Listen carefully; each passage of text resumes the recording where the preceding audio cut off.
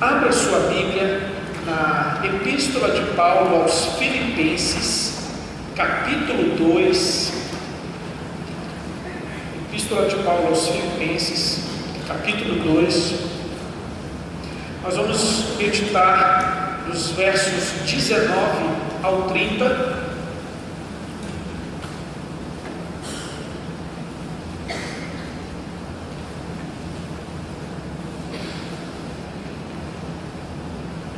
Filipenses capítulo 2, versos 19 a 30,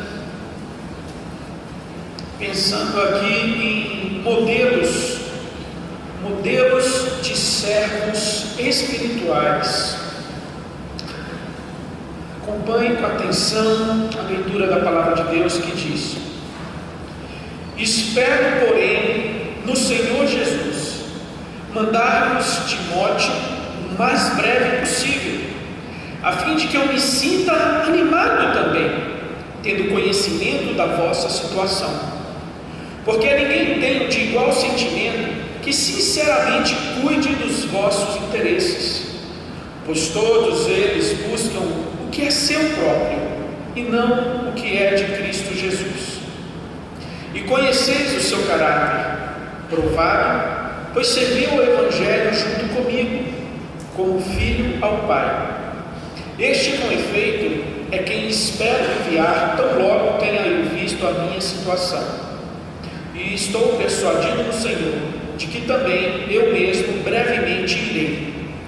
Julguei, todavia, necessário mandar até vós a Epafrodito, por um lado, meu irmão, cooperador e companheiro de lutas, e por outro, vosso mensageiro e vosso auxiliar nas minhas necessidades, visto que ele tinha saudade de todos vós e estava angustiado, porque ouvistes que adoeceu. Com efeito, adoeceu mortalmente. Deus, porém, se compadeceu dele, e não somente dele, mas também de mim, para que eu não tivesse tristeza sobre tristeza. Por isso, tanto mais me apresso em mandá-lo, para que, vendo-o novamente, vos alegreis, e eu tenha menos tristeza. Recebei-o, pois, no Senhor com toda alegria, e honrai sempre a homens como esse, visto que por causa da obra de Cristo chegou ele às portas da morte, e se dispôs a dar a própria vida para suprir a vossa carência de socorro para comigo. Como você olha para a igreja de Jesus?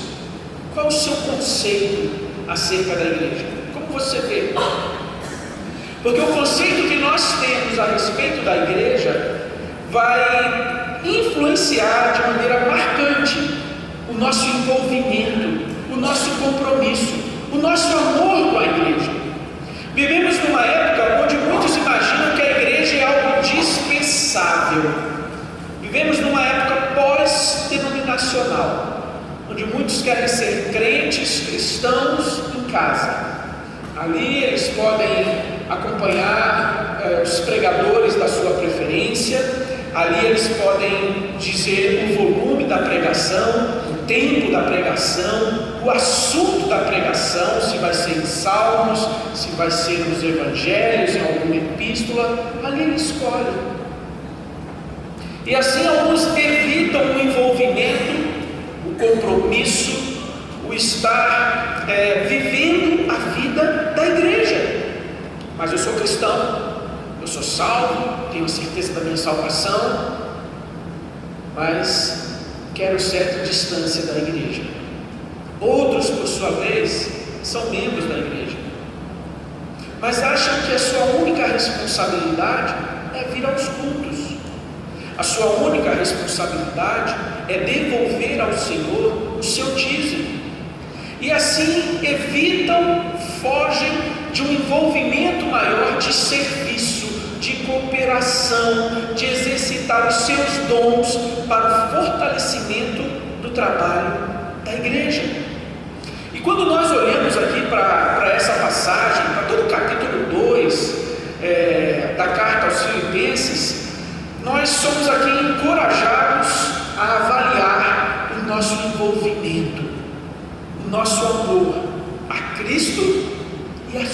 igreja. Você olhando aqui para esses versículos que nós acabamos de ler, você pode imaginar, mas cara, Paulo está fazendo agora coluna social, está aqui falando dos seus amigos, está falando daquelas pessoas que são íntimas, que são próximas. O que isso tem a ver com o que ele estava dizendo sobre Cristo, né? Que é um modelo e exemplo de humildade, de obediência. Ele estava falando de desenvolver a nossa salvação, de avançar com temor e tremor. E agora ele vem falar de Timóteo, de Epafrodito. Pois bem, Paulo, ao trabalhar o tema da humildade, do serviço, da obediência, ele nos ofereceu Cristo como modelo maior. Ele mesmo, Paulo, é um modelo, é uma referência. Mas alguns podem dizer, peraí, Jesus, não, Jesus é inatingível, inalcançável, é um modelo, um exemplo inacessível. E Paulo? Mas Paulo é um apóstolo, Paulo teve visões de Deus, ele foi levado ao céu, Paulo escreveu várias epístolas, Paulo também estava ali no nível incomparável. Pois bem, Paulo também apresenta aqui cristãos relativamente anônimos, como Epafrodito, cristãos comuns, mas que ele nos oferece como modelo, como exemplo de um estilo de vida. O puritano Thomas Brooks, do século XVII, ele disse o seguinte, que o exemplo é a retórica mais poderosa. O exemplo pessoal ilustra os princípios bíblicos em ação, não apenas no discurso, mas na vida, mostrando como esses princípios devem ser vividos. E é isso que Paulo está fazendo aqui.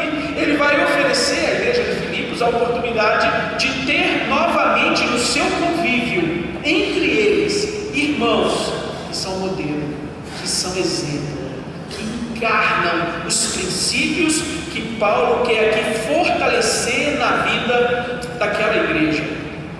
Então há assim uma continuidade daquilo que ele está trabalhando com aqueles irmãos, aquilo que ele apresentou como tese, como princípios, como valores. Agora, ao falar de Timóteo e Epafrodito e falar que vai enviar esses irmãos a ele, é essa oportunidade de conviver com exemplos de carne e osso, de homens que encarnam nas suas vidas, no seu exemplo, esses valores, esses princípios. Então Paulo, ele continua trabalhando o mesmo tema.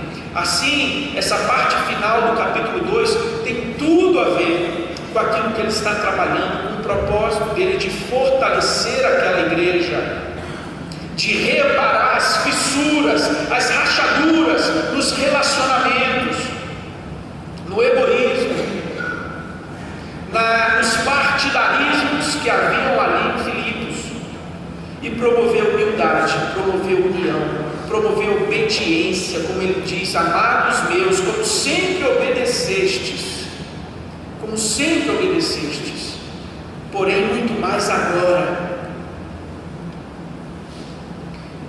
E dentro desses exemplos que Paulo nos apresenta, o primeiro exemplo que eu quero destacar desse modelo de servo espiritual é o próprio Paulo. E olhando nos versos anteriores, nos versos antecedentes, 17 a 18, pensando em Paulo aqui como um servo, como um sacrifício em nome da alegria. Lembre-se, Filipenses é chamada a Epístola da Alegria, onde ele diz: alegrai-vos no Senhor, outra vez vos digo, alegrai-vos. E assim ele diz no verso 17 e 18: entretanto, mesmo que seja eu oferecido por libação sobre o sacrifício e serviço da vossa fé, então mesmo que eu tenha que ser oferecido, derramado, entregue, e isso envolve tanto uma vida de sacrifício, porque para mim o viver é Cristo, como a própria disposição de morrer por Ele, se necessário for. Então mesmo que eu seja oferecido por libação, alegro-me e com todos vós me congratulo, assim vós também pela mesma razão alegrai-vos, congratulai-vos comigo. Paulo é aquele que serve ao Senhor, mas ele não serve com lamento, ele não serve com murmuração, ele não serve com reclamação, porque ele foi esquecido, porque ele não foi notado, porque ele não foi reconhecido, porque ele está sendo perseguido. Paulo não é um homem de lamentos e murmurações, mas é um homem que coloca a sua vida a serviço do Senhor, a serviço da igreja de Deus. E mesmo diante das lutas, das dificuldades, das perseguições, ele mantém em seu espírito a atitude de se regozijar no Senhor. Lembre-se, ele disse que nos foi concedida a graça de padecer por Cristo, e não somente a graça de crer em Cristo. Foi nos concedido a honra, o privilégio, a oportunidade de sofrermos por causa do Senhor. Então Paulo ele não é só um modelo para um serviço dedicado, consagrado, abnegado, mas ele também é esse modelo de como servir ao Senhor com alegria, mesmo em situações adversas, mesmo em meio a dificuldades e perseguições, mas continuar servindo ao Senhor com alegria. Alguns irmãos começam bem, começam animados, dispostos, foram eleitos, começam o ano ali empolgados, mas de repente surgem dificuldades, surge uma crítica, uma palavra mal colocada, às vezes uma expectativa de um elogio pelo trabalho realizado, e esse elogio não veio, e de repente quando chega ali no meio do ano, esse irmão, essa irmã já está ali meio olhando para o calendário, pensando quantos meses faltam para terminar. Não, porque eu já fiz a minha parte, já dei a minha colaboração, vou me aposentar aqui, vou me reformar do serviço do Senhor, e vou a próxima geração, a próxima turma. Meus irmãos, quando você estiver pronto para ser aposentado da obra de Deus, fique tranquilo, ele vai lhe avisar, ele vai lhe chamar, ele vai falar: sobe aqui. Você completou a obra, cumpriu a carreira, cumpriu a missão. Lembra que Paulo disse, Timóteo? Então, quando a gente estiver no ponto de aposentar na obra de Deus, ele nos avisa e ele nos chama lá no RH dele, tá bom? Para fazer os acertos, as recompensas, os galardões, porque ele não vai ficar esquecido do nosso serviço. Então, crente, não se aposenta da vida cristã, não se aposenta de servir aos irmãos, não se aposenta de amar a igreja de Cristo. Olha o que Paulo diz em 2 Coríntios 7, ainda pensando na questão da alegria, no servir ao Senhor com alegria. Ele diz, 2 Coríntios 7, estou cheio de consolação, eu estou transbordando de alegria em todas as nossas tribulações. Colossenses 1:24, agora me regozijo nos meus sofrimentos por vós e na minha carne. Eu faço a minha parte em nome do seu corpo, que é a igreja, ao preencher o que falta aos sofrimentos de Cristo. 1 aos Tessalonicenses 3, por esta razão, irmãos, em toda necessidade e tribulação, ficamos consolados com você, através de sua fé, porque agora nós realmente vivemos, se estáis firmes no Senhor, para que a ação de graças podemos render a Deus por vocês, em troca de toda alegria com que nos regozijamos diante do nosso Deus. Então, mesmo diante das tribulações, das injúrias, das dificuldades, Paulo fala que transborda de alegria em ver a igreja de Jesus fortalecida, a igreja de Jesus unida, a igreja de Jesus avançando e caminhando para a glória de Deus. E essa deve ser a nossa motivação. Isso gera outra pergunta: onde está a nossa alegria? O que traz alegria ao nosso coração? A casa reformada, a promoção no emprego, filhos formados, casados, encaminhados. A nossa alegria está nas coisas dessa vida. Podemos nos alegrar nisso, mas a base, o alicerce da nossa alegria não podem ser essas coisas. A base, o alicerce da nossa alegria deve ser o Senhor, deve ser a grande salvação que nós temos, a certeza de sabermos que pertencemos ao Senhor e que nada nem ninguém pode nos tirar das suas mãos, onde estamos seguros. E assim como Paulo, possamos dizer: aprendi a viver contente em toda e qualquer situação. Sei o que é ter fartura, mas sei também o que é passar necessidade. Sei o que é ser honrado, mas eu sei também o que é ser deixado de lado. Sou experimentado e provado em todas as situações e circunstâncias. Esse é um curso que muitos fogem. Muitos não querem ser matriculados nesse curso de capacitação. Como se alegrar, independente das circunstâncias. Mas, meus irmãos, Deus usa essas situações para nos humilhar, mas não porque Ele tem alegria em nos ver humilhados, mas quando nós estamos humilhados, nós estamos na melhor posição para sermos abençoados, para sermos consolados, para experimentarmos uma alegria e uma paz que está além da razão e do entendimento. Ele nos humilha para nos abençoar. E assim Paulo foi um aluno aplicado e aprovado nesse curso de como estar contente independente das situações. Por isso ele disse: alegrai-vos no Senhor. Se houver facilidades, bênção, fartura, prosperidade, amém, e abençoe os outros e divida aquilo que Deus tem lhe dado. Mas se vier a faltar, alegrai-vos no Senhor. Então Paulo aqui é o nosso primeiro modelo: o servo e servir como? Com alegria, e não com pesar, não com constrangimento, não como se fosse um fardo. Não servir ao Senhor fazendo careta, não servir ao Senhor esperando a hora de se livrar disso. Não, essa não é a motivação e a atitude correta. E aí Paulo agora nos apresenta um outro modelo de servo espiritual, Timóteo. E como Paulo foi um modelo de serviço alegre, Timóteo é um modelo de como servir ao Senhor com um único pensamento, com um único objetivo.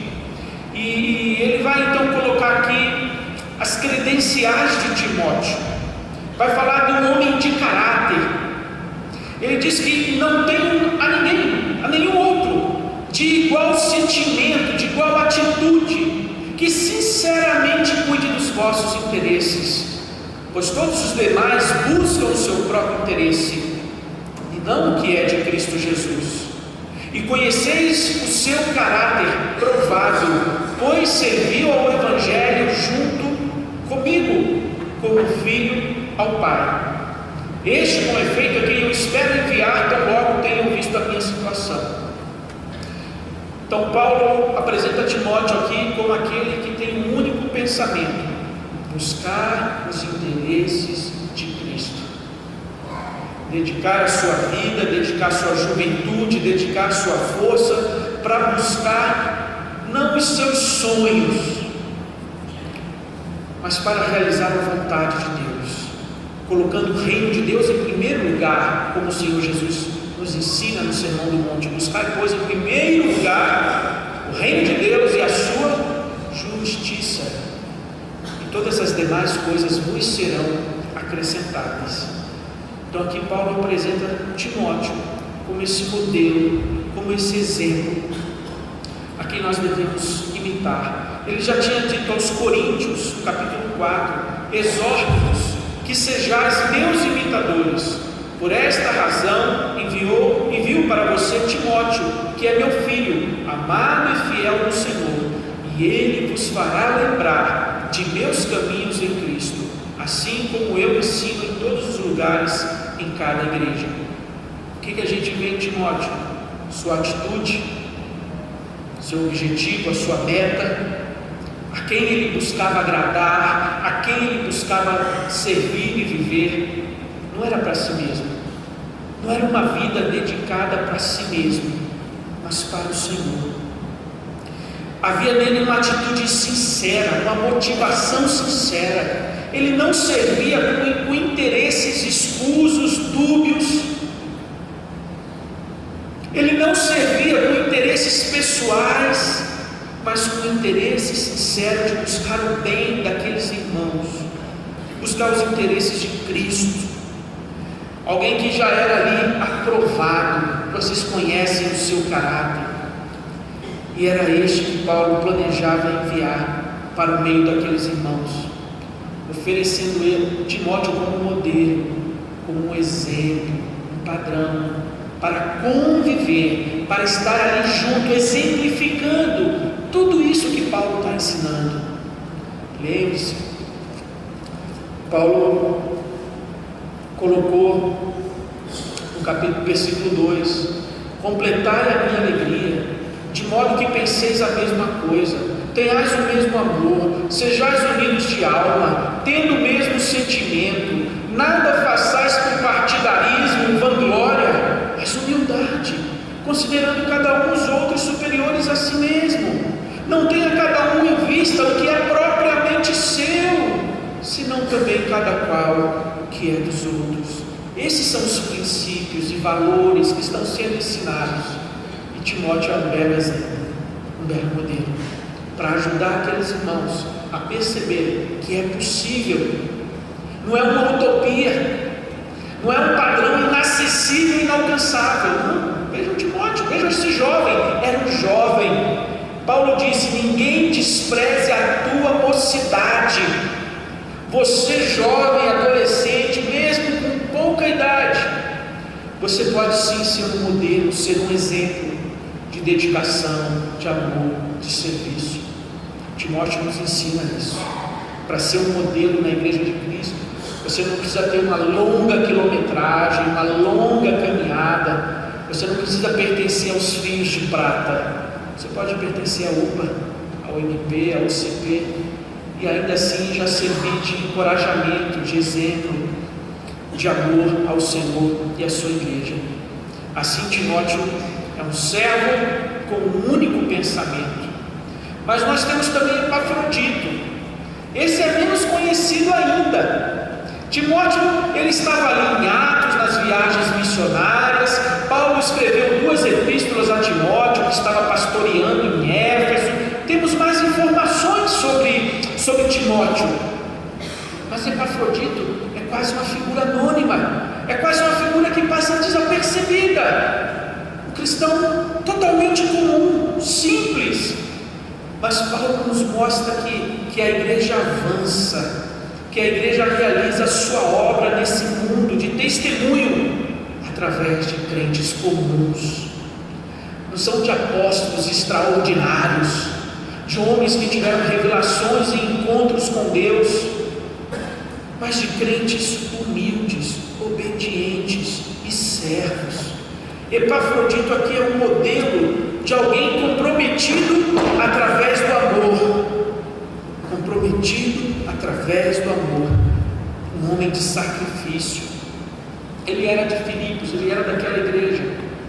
Ele foi enviado a Roma como portador de valores, de uma oferta. Lembre-se, Filipos era uma igreja pobre, da Macedônia, com dificuldades. E no meio de dificuldades levantaram uma oferta, e não podiam entregar a qualquer um, ao primeiro que aparecesse. Tinha que ser alguém de confiança, e essa pessoa escolhida foi Epafrodito, com a missão de levar aquela oferta e de ficar ali o tempo necessário para ajudar e servir a Paulo nas suas necessidades. Ele era o pastor daquela igreja em Filipos. E assim a igreja abre mão do seu pastor, para que ele possa servir o apóstolo Paulo. E Paulo então relembra aqueles irmãos. Quem é Epafrodito? Poderia soar bem, mas Paulo já está mandando ele de volta. Ele não está servindo, ele não foi útil, mas já está voltando. Pois bem, Paulo aqui ele acha necessário repetir as credenciais de quem é Epafrodito. Por um lado, meu irmão, cooperador, companheiro de lutas. Olha como ele se dirige a Epafrodito: meu irmão, meu companheiro, meu cooperador, alguém que batalhou ao meu lado. E por outro lado, ele é o vosso mensageiro da igreja, ele é o vosso auxiliar nas minhas necessidades. Epafrodito tem uma relação íntima com Paulo, estreita de amizade, de serviço, de companheirismo, e ele tem uma relação com aquela igreja também, de confiança. E aí ele vai dizer então, por que vai enviá-lo de volta? Visto que ele tem saudade de todos vocês, de que ele está angustiado, triste, porque vocês ficaram sabendo que ele adoeceu e ficaram preocupados com ele. Então ele quer ver vocês e consolar vocês e confortar vocês. E assim, tanto mais me apressa em mandá-lo, para que vendo novamente vocês se alegrem, e eu também tenha menos tristeza.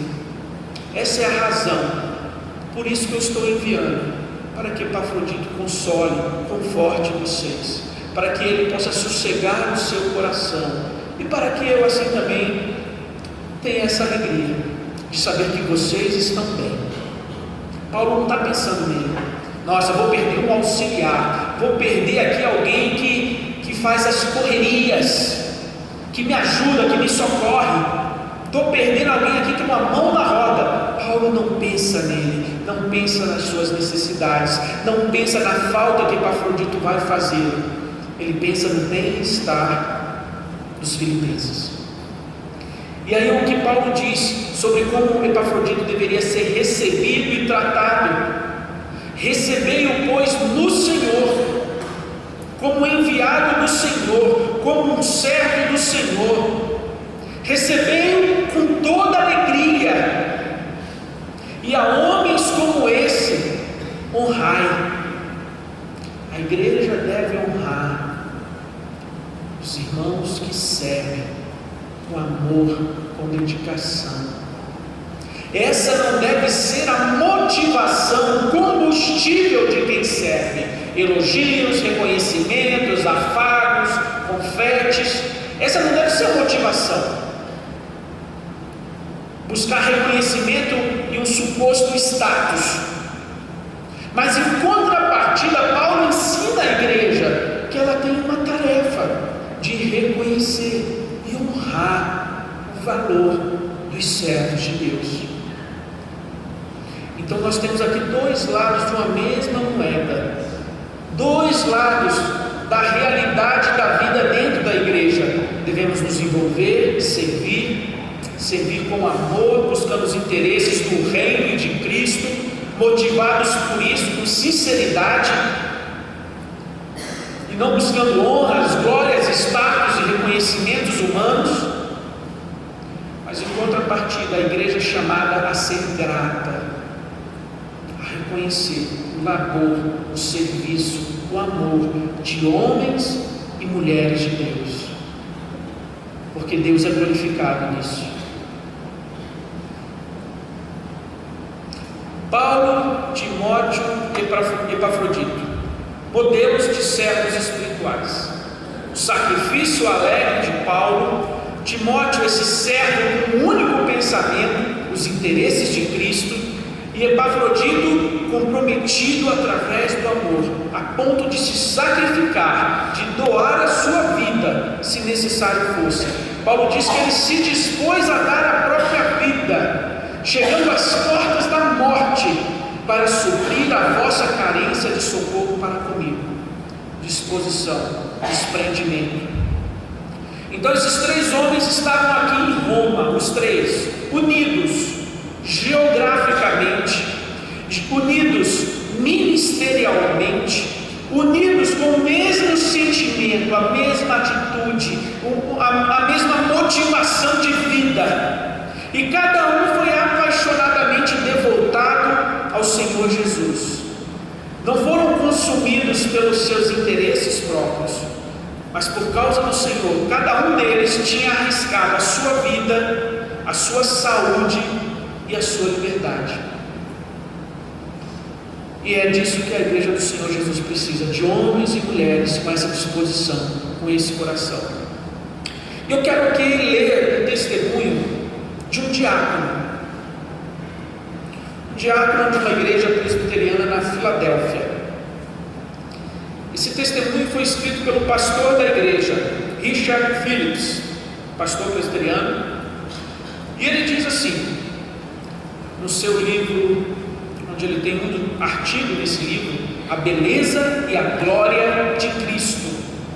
E o tema que ele está desenvolvendo aqui é que Cristo é glorificado na sua humilhação, Cristo é glorificado no seu servir, se doar e se entregar. É o que nós vimos em Filipenses 2, que Deus lhe deu um nome que está acima de todo nome.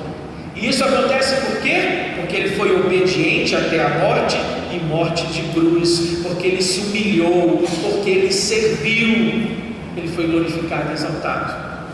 E aí ele vai, dentro dessa explanação, apresentar aqui um testemunho. Ele diz assim: na noite em que me tornei fiel a Cristo, encontrei Lawrence, um diácono na 10ª igreja presbiteriana da Filadélfia, que recebia o público à porta antes do culto da noite.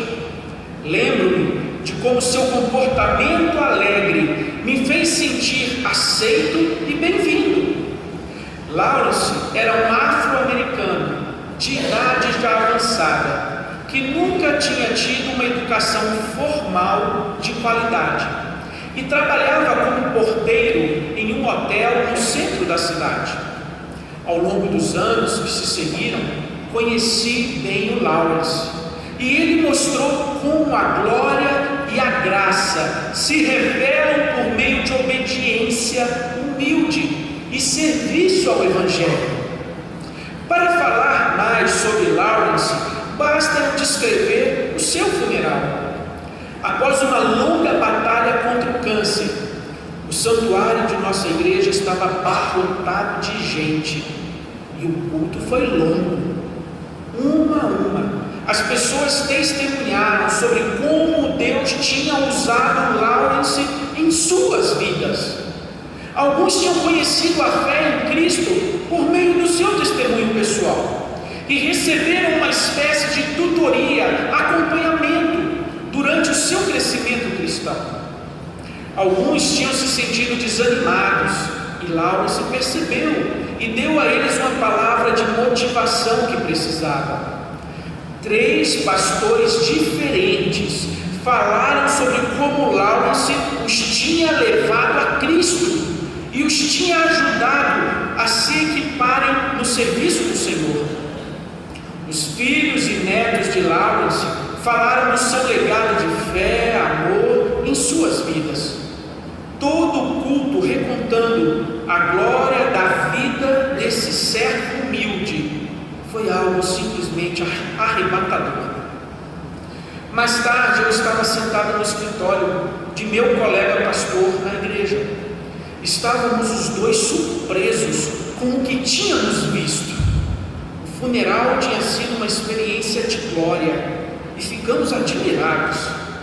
Depois de vários minutos em silêncio, o meu amigo disse assim: Isso é para mostrar o que Deus pode fazer na vida de toda pessoa, de qualquer pessoa que se entregue sem reservas ao serviço humilde de Jesus. Isso é para nos ensinar que Deus pode usar cada um de nós. Paulos, Timóteos, Epafroditos, Lawrences e qualquer um. José, Maria, jovem, adolescente. A gente só precisa deixar os nossos interesses de lado, os nossos partidarismos, as nossas vontades, gostos e preferências, as nossas verdades, das quais muitas vezes não conseguimos abrir mão. Coloque tudo isso de lado e coloque à sua frente como objetivo, meta, os interesses de Cristo. Servir o seu irmão, servir a igreja de Cristo, viver para Cristo.